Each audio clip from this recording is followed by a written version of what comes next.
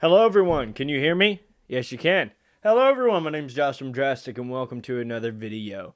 Today's video is a Mr. Ballen video. You guys haven't sent me any suggestions, which is weird, considering there's 319 of you, and not a single one of you, through watching my videos, have sent me a suggestion yet. In the past, couple days, I think? And I don't know why. Maggie, where'd you go? My cat's in here, by the way, and I don't know where she is because my room is a complete and total mess. It looks like a bomb went off in here. I don't know where my cat went. I'm scared because I don't want her to pee on the carpet.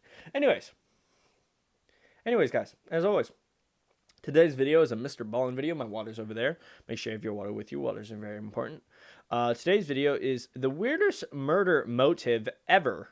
Solved Mysteries episode 3. Apparently he did 3 of these. I didn't know. I'm reacting to a Mr. Ballen video because I don't know what you guys want. Because, again, nobody sent me a suggestion yet. So, I don't know what to do. I'm just doing what you guys told me. And also, someone commented on my biceps. Thank you. Yeah, just thanks. I don't know. I haven't worked out in like 7 weeks. I worked out for the first time today, and I was very disappointed in myself. I literally didn't even get halfway through the workout, and I quit. But I did it. I did some of the workout.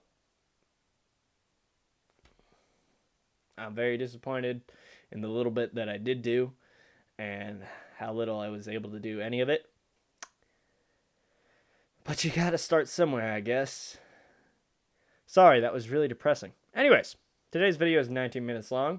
As always, if you enjoy this kind of content, consider leaving a like on the video. It'd be much appreciated. And if you're new here, hi, I'm Josh, and this is what I do. I react to videos, and sometimes I play video games. So if you enjoy that kind of content, consider subscribing and sharing my videos with your friends so that they grow and we can all watch and play some awesome videos and video games together. And if you have any suggestions of any videos you'd like me to watch, go down in my comments below, leave me the link or title to the video, and I'll get back to you as soon as I possibly can. And as soon as I can find this stupid cat. Where does the cat go? Meow.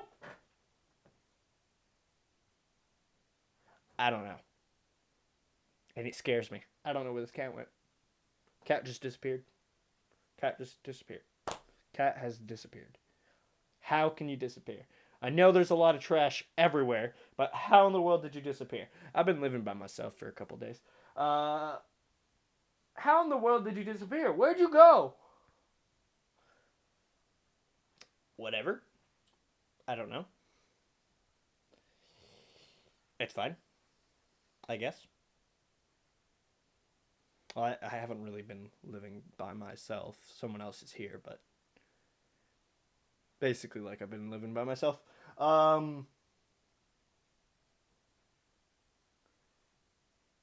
Anyways, let's get on with the video. If my cat just suddenly appears on my lap. How'd you get over there? You hear her? Where were you?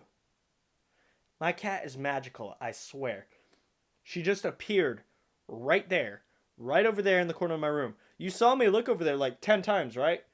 She wasn't there. Now she is. She's freaky. And she likes to smile. Like this. Whenever she does something.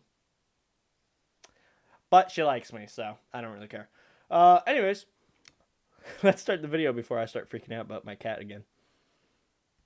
The clue that finally solved this murder was right in front of everyone the whole time. Was it? But it would take almost a decade and the intervention of a secret crime-solving society for investigators to finally understand its disturbing significance. But before we get into today's story, if you're a fan of the strange, dark, and mysterious delivered in story format, then you come to the right channel because that's all we do, and we upload 3, 4, even 5 times every week. So if that's of interest to you, please recrust the like buttons, Smucker's Uncrustables. Also, please subscribe to our channel and turn on all notifications so you don't miss any of our video uploads. Staring at me like I'm crazy. All right, let's get into today's story. I do have a cat. I'm not talking to a wall.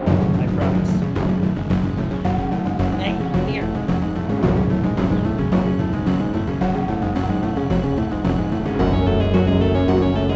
Hi, hiding in plain When sight. classes began at Drexel University in Philadelphia on the morning of November 30th, 1984, students walking into Randall Hall made a gruesome discovery. Crumpled at the bottom of an outdoor stairwell underneath a gray jacket was the body of a young woman. She had cuts and bruising all over her face, and she had a deep purple line that went all around her neck from where she had been strangled to death. She had no purse, no backpack, nothing to identify her. That sucks. There was no evidence of sexual assault because she was fully clothed, although she was missing her shoes and socks. Police immediately cordoned off the area. Their first suspicion was this was a robbery that turned deadly. But right away, the police knew they were in for a very difficult investigation because, one, there were no cameras inside or outside of Randall Hall, so they couldn't just review the footage to see what happened to Debbie. And two, there was a virtually unlimited number of suspects because Drexel University was not an isolated campus. It's My cat just disappeared again. I swear to God, I'm going insane. This cat drives me insane sometimes because I'm like, where'd you go? And she just doesn't come out because she's a diva. She just doesn't listen to anybody. Maggie! Is that... Are you in... Are you... Where... What? What are you... Are you down there? No. Oh, there you are. You're behind the box. Of course, she's behind the box. I got a box for Christmas. Not really. But, of course, she's behind there. This cat. Hi. What you playing with? I don't know. Buildings were integrated into West Philadelphia, and Randall Hall itself was located right along a known cut-through that residents that lived in and around Drexler would use almost every single day. And it was clear this young woman had not been killed in this stairwell. She had been killed elsewhere and then dragged a great distance, losing her shoes in the process before being dumped at this spot. But just a couple of hours after the body was discovered, the police received a lucky break when a young man who was combative and frantic rushed the closed-off crime scene and demanded he be let through because he said he knew the identity of the dead girl. The police were immediately suspicious because they didn't even know who this dead girl was. So they pull the young man aside and they interview him, and he tells police his name is Kurt Rayner, he's a student at Drexel University, and he believes the girl they had found, the dead girl, was his girlfriend, 20-year-old Debbie Wilson, who was also a student. And then he proceeded to give police a very long and complicated explanation of how he figured out the girl inside was his girlfriend. He said the night before he was with Debbie in Randall Hall in the computer lab in the basement. He said Debbie had a big project that was due the next day and that he had offered to just keep her company while she worked. But by about 1:30 in the morning, Debbie still had a lot of work to do, and Kurt said he was just really tired and didn't know if he could stay awake any longer, and so he asked Debbie if it would be okay if he took off early. Debbie said it was totally fine. She was used to working late at this computer lab, and Kurt, even though he wanted to stick around and walk her safely to her car when she was done, he felt like she was okay, and so he took off on his own. On his walk back to the dorm, Kurt said he passed by a campus security guard, and he actually asked him if he wouldn't mind checking on his girlfriend in the computer lab because she was all alone and it was late, and the security guard said, no problem, I'll make sure she's okay. The next morning when Kurt woke up, he heard rumors from other students on campus about a woman's body being found just outside of Randall Hall, and that apparently it looked like murder. Kurt said he didn't think much of it at first, but that day when he went into campus to meet up with Debbie, he saw her car still parked in the computer lab parking lot, looking like it had never left. And then when he got to the meeting site, Debbie never showed. And he said it was at that point that he realized the dead woman in Randall Hall must be Debbie. And he wasn't wrong, it was Debbie, but the police were not buying his story. He was the last person to see Debbie alive, and by his own admonition, he had heard that morning about a dead woman being found at Randall Hall, the very place he had left his girlfriend the night before all alone. But it took him hours to bring this up to anyone. The police also noticed he had bruises on his knuckles and a deep cut between his fingers. Suddenly, Kurt seemed like the killer, and this crime that initially looked like a robbery gone wrong now looked like something much more personal. I think it Strangulation is intimate. The killer almost always is face to face with their victim, and it takes a lot of time and a lot of rage. And afterwards, the killer had covered Debbie's body with her jacket, an act that indicated remorse or even respect. And investigators know that generally when a woman is murdered, her romantic partner is the culprit. Instead of tipping off Kurt that they were looking at him as the primary suspect, They told him to go back to his dorm room and they would be in touch with him as the investigation developed. In the meantime, investigators turned their attention to the computer lab in Randall Hall, where Kurt said Debbie had been last. Debbie had logged into a computer at the front of the lab, but had not logged out. Her computer cursor was left blinking mid-sentence at 1:38 a.m., leading investigators to believe she was interrupted by her attacker inside of the lab. Investigators found 2 extension cords on the ground near this computer that matched the ligature marks on Debbie's neck. They also found a small spot of blood on the back of Debbie's chair that they sent off for testing. As police swept the computer lab, they began commenting on how neat everything looked, considering that there must have been some sort of death struggle that took place in there. And that's when they realized there had been a huge setback in this case. The janitor that morning had cleaned the computer lab and the hall right outside, likely destroying critical physical evidence. They interviewed the janitor, who had a rock-solid alibi and was incredibly remorseful at unintentionally destroying the crime scene. And so they asked the janitor, before you cleaned it up, was there anything strange about the computer lab or the hallway right outside of the computer lab? And the janitor said no, it was all normal, but she did say it looked like the tables and chairs had been moved around inside of the computer lab, but it didn't stand out to her because it always looked that way when she went in to clean it up. Because the police lacked physical evidence, they couldn't just go arrest Kurt, even though they wanted to. And so instead, they asked him if he'd be willing to come down to the station for a formal interview, and he said he would. During the interview, Kurt insisted he had nothing to do with Debbie's death. As for the bruises and cut on his hand, he said he had punched a wall after finding out what had happened to Debbie, and the cut in the middle of his fingers was from working on his car, but neither of those things could be proven. After this interview yielded no new results, and they still had no evidence on Kurt, they told him he could go, and in the interim, they began digging into his alibi. Kurt had previously told police that after leaving Debbie in the computer lab, on his walk back to his dorm, he had passed a security guard and asked that security guard to check on Debbie. And so the police were able to track down that security guard who confirmed Kurt's alibi. The security guard's name was Bryce Clapman, who was a longtime employee of Drexel University with a stellar work record and no criminal history. Clapman said he spoke with Kurt around 1:30 in the morning as Kurt was walking back towards the dorms. After speaking with Kurt, Clapman radioed Bronson Ziegler, who was one of the 2 security guards that were working in Randall Hall that night, and he told him that he or the other guy, David Dixon, would need to go down into the basement and check on this girl. Shortly after radioing Ziegler, Clapman would say he saw a person, presumably a student, come out of Randall Hall. He said he was just too far away and it was too dark that he couldn't make out any features, but he definitely saw someone walking around the premise around 1:30 in the morning. Clapman told police he never stepped foot inside of Randall Hall that night and that he was willing to take a lie detector test. Police ran the backgrounds of Bronson Ziegler and David Dixon. Dixon was a military veteran with a pristine record who was still in the Army Reserves. As for Ziegler, he had spent time in jail for burglary and had actually lied about it to get his job as a security guard. When police interviewed Ziegler, he was evasive and frustrated, and he said that he did receive the message from Clapman to go check on the girl, but he didn't feel like doing it himself, so he radioed Dixon and said he should go do it. Ziegler insisted he had done his rounds properly and he had never stepped foot inside of the computer lab. He told detectives they could check his security guard clock that he carried with him every time he did rounds, which was basically like a punch card where there was designated stations along his security rounds where he would punch this card that stamped a time that he had arrived at that station.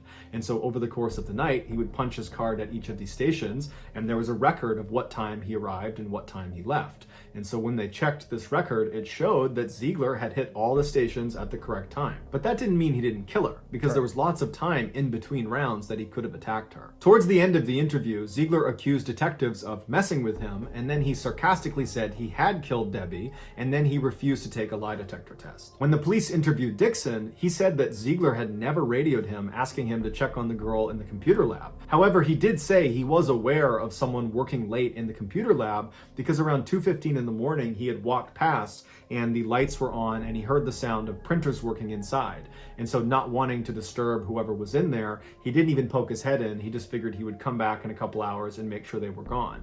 And so over the next couple of hours, he chatted on the phone with his girlfriend, and then around 4 in the morning, he went back down to the computer lab and the lights were off and the door was locked. And so he figured whoever had been in there had finished up and left, and Ziegler had locked up after them. When asked why he or Ziegler had not discovered Debbie's body, he said their security rounds did not leave the building, and so that stairwell was considered outside of the building, and so they never would have seen her. At this point, Clapman and Dixon were ruled out as suspects, but Ziegler became a primary suspect. But just as with the boyfriend, Kurt Rayner, there was no physical evidence tying Ziegler to the crime, and so they couldn't arrest him. Investigators decided instead to try to track down that person Clapman had seen walking around Randall Hall around 1:30 in the morning after speaking with Kurt and after radioing Ziegler. It would turn out to be 28-year-old PhD student Ashlyn Berhard, who was known for keeping long hours and was also known for sneaking up behind the female secretaries that worked in his office and suddenly holding a pencil up to their neck and threatening to kill them. His office also happened to be directly above where Debbie's body was ultimately found inside of that stairwell. When interviewed by police, Ashlyn said he had been in Randall Hall the night Debbie had been killed,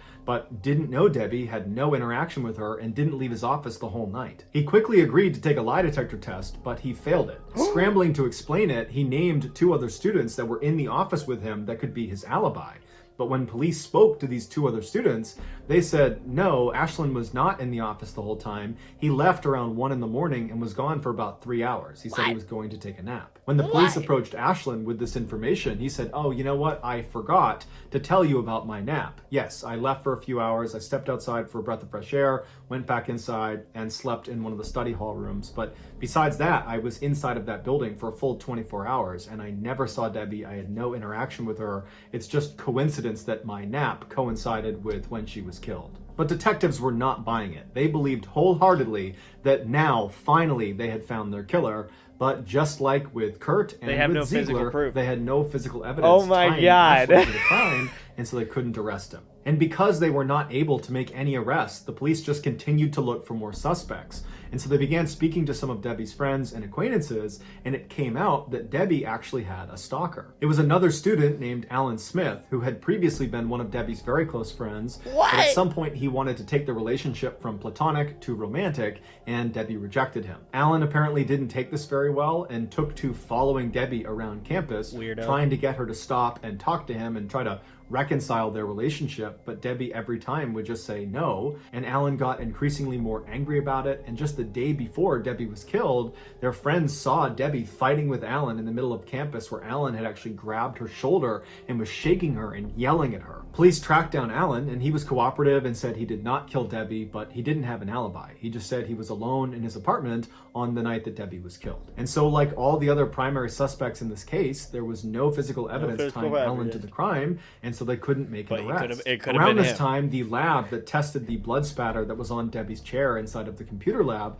came back with their results. DNA profiling was not available back then, so all they could provide was blood type. The blood type that came back from that little spot was type A, and Debbie's blood was type O, meaning this blood spot likely belonged to Debbie's killer, who during their struggle must have gotten wounded and then bled on the chair. And so right away, the police got Kurt Rayner, Bronson Ziegler, Ashlyn Berhard, and Alan Smith to all come in and provide a blood sample, and they figured if any one of them was type A, that they probably were the killer. What if they're all... Unbelievably, when their test results came back in, none of them were type A. It was a crushing blow to the investigation. The first few days after Debbie's killing seemed so full of promising leads, but now with this blood type development, investigators had no suspects, and all of a sudden the Drexel community was starting to panic. Students were outraged at the light security and wondered why the security guards were not allowed to carry weapons. The administration put up a $10,000 reward for any information about who could have done this, and the president of the university told students to use the buddy system and never be alone on campus because he believed the killer was one of us. No one could understand why anyone would want to target Debbie in the first place. She seemed like such a wonderful person that was nice to everyone. She had modeled in high school, but she wasn't vain. She'd actually turned down getting braces because she was worried it might affect her clarinet playing. She was an average student, but she had an uncommon drive. She worked really hard to get good grades. Whenever she was feeling down or wasn't feeling motivated, she would stare at a picture of a Mercedes-Benz car that was there to inspire her and remind her what she could achieve if she continued to work hard. When she was killed, that picture of the Mercedes-Benz still hung above her desk. It was ultimately her work ethic that put her in danger because she was prepared to stay at that computer lab as long as it took to make sure her project was perfect. The few pieces of physical evidence the police had didn't fit together. The crime wasn't really a robbery. While she was missing her shoes and socks, Her backpack had turned up at the campus lost and found about a week later, and no one knows how it got there or who put it there. Inside, it appeared all of her belongings were still there. Also, when she was discovered, she was still wearing her expensive watch. Her murder looked personal, but the police could not prove that someone who actually knew her was the one who killed her. Oh my Police considered a few other suspects, but like all the others, there wasn't enough evidence to make any arrests, and so eventually Debbie's case went cold. In 1985, the Philadelphia Inquirer ran a story about unsolved cases that most haunted detectives, and Debbie's was one of them. Some of the detectives that were involved in the case said they believed this was a random killing and that the killer would most likely strike again. Debbie's case eventually disappeared from headlines, and it languished for 8 years. And then, in the spring of 1992, Debbie's murder was assigned to a cold case squad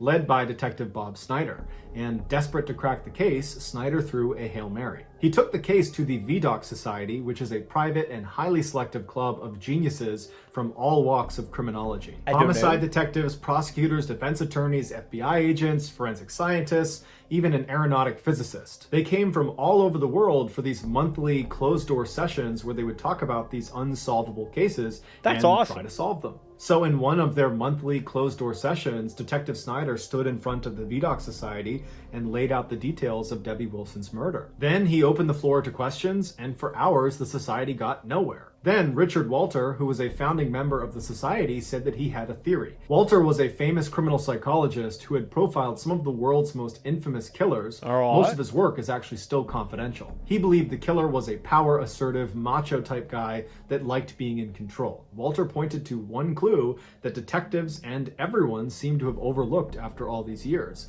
and that was Debbie's missing shoes. He said the missing shoes were not random, they were the most important clue. The killer, Walter predicted, was a foot fetishist. Detective Snyder had nothing else to go on, and he was really intrigued by this idea, so he brought the information back to the cold case squad, and they began re-interviewing everybody involved in the case. When they spoke with the manager of the computer lab at Randall Hall, he told them he was always bothered by one particular detail. The printers in the lab always turned off after 10 p.m., and so he was always confused how the security guard David Dixon could have heard the sound of printers inside the lab at 2:15 in the morning like he claimed. Detectives were shocked. Somehow no one had picked up on this discrepancy. They began looking more closely at David Dixon, who had been ruled out as a suspect and was viewed by and large as this pristine military veteran with no criminal history, and they dug all the way to the back of his military file where they discovered in 1979, the first year he was in the service, he had gotten in trouble for stealing another soldier's white Reebok sneakers, the exact type of shoe that Debbie was known to wear. Police began interviewing Dixon's former and current neighbors, and at least 4 women reported having a break-in when Dixon was living next to them, and the only thing missing was their white sneakers and dirty socks. Although none of these women actually ever found out who was responsible. When they raided Dixon's apartment, they found in one of his closets 20 sets of used women's white shoes that were all wrapped in plastic like they were trophies. They also found 77 homemade videos, presumably shot by Dixon, that are just filming the feet of women walking around in white shoes. Dixon's alibi on the night that Debbie was killed was that most of the time he was on the phone with his girlfriend. His girlfriend had become his wife, and then she became his ex-wife. And so when detectives spoke to her, she told them that they had only spoke for a couple of minutes that night, not for a couple of hours. Police arrested Dixon in June of 1993, and he never admitted to anything, but as soon as he got into his cell, he started bragging to his cellmate about how he had killed Debbie because he wanted to have his way with her feet, and his cellmate immediately told on him. Dixon was ultimately found guilty of killing Debbie Wilson, and he was sentenced to life in prison. So that's going to do it, guys. If you found the secret in today's episode, let us... Dang! They got him, dude. They got him good. Woo! I wish they could have got him sooner, but it's all right. They got him. Jeez, man. That's insane. That's insane. They got him. That's all I gotta say. They got him. Anyways, guys, as always, I don't know where my cat went. And stay strong, everyone. Stay safe. Wear your seatbelt, wear your helmet, wear your mask. Don't put the flashlight behind you. Don't look in the haunted mirrors. And as always, have a nice day. They got him.